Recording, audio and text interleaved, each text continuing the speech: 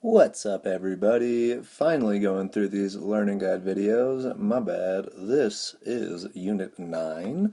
We are talking about conic sections and parametric equations, along with a couple other pieces that fit in here. So, let's talk about problem number 1.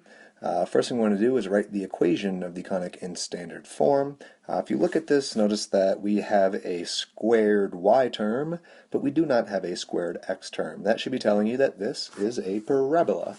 So let's go through and let's complete the square on the y term to find the equation of this parabola.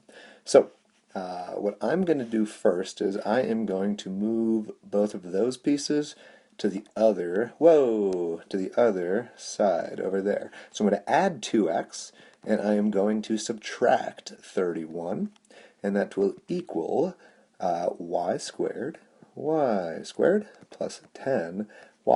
And now I'm going to complete the square, which means on the right-hand side, I'm going to factor this. I'm going to write it as a completed square, which is going to be y plus 5 quantity squared. Where did that 5 come from? Well, that 5 came from that 10 right there. I divided it by 2 to get the 5. And if you think about what I've just done, I have changed the value of the right side of this equation. How much have I changed it by? Well, you need to remember that if I were to FOIL this out, it would equal y squared plus 10y plus 25. And so I have added 25 to this side by completing that square, which means I need to add 25 to the left side as well, which means I have 2x minus 31 plus that 25 to keep it all balanced. Well, let's figure out what that is. What is negative 31 plus 25. We'll think about what is the difference between 31 and 25. Well, that's 6, and the bigger number is negative. So we get 2x. Ooh, my pen's not working. 2x minus 6 equals that completed square, y plus 5 squared. Last thing we should do is factor the left side to get 2 times x minus 3. I pulled that 2 out, and that equals y plus 5 quantity squared. So there's the equation of my parabola written in factored conic form. And let's think about what we want to do now. We want to identify the coordinates of the vertex, focus, the equation of the directrix, and the length of the lattice rectum. Well, I can answer one of those right now. The length of the lattice rectum, LR, equals 2. It's always going to be that coefficient right there once you have factored it. So the lattice rectum is going to have a length of 2. Let's figure out our p-value. Remember that the parabola will be written in the form 4p times x minus h equals y minus k squared. That is for a horizontally opening parabola. If we wanted our parabola to open vertically, well, you would switch this stuff with that stuff. Let those swap, and then you would have a horizontal parabola.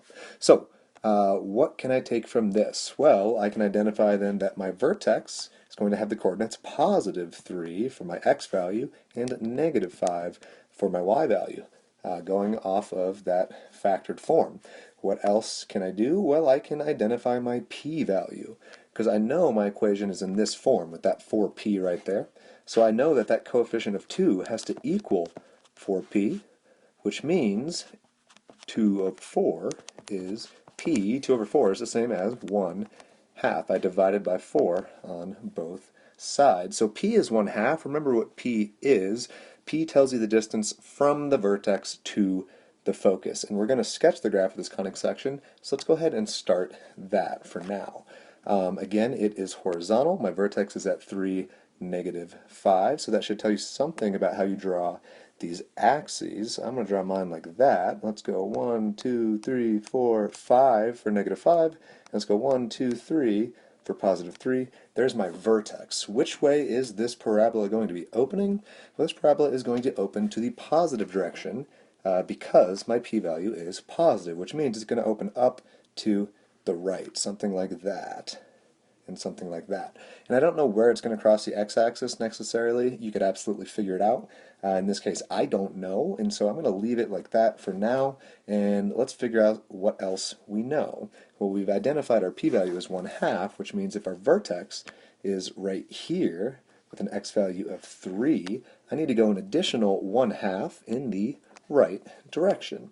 And so if that's 4 right there, my focus right about there, and we will say the focus is, my x value is changing, it's increasing by 1/2, so 3.5, comma, -5. Notice the y value is the same for the focus and the vertex, because our parabola is horizontal.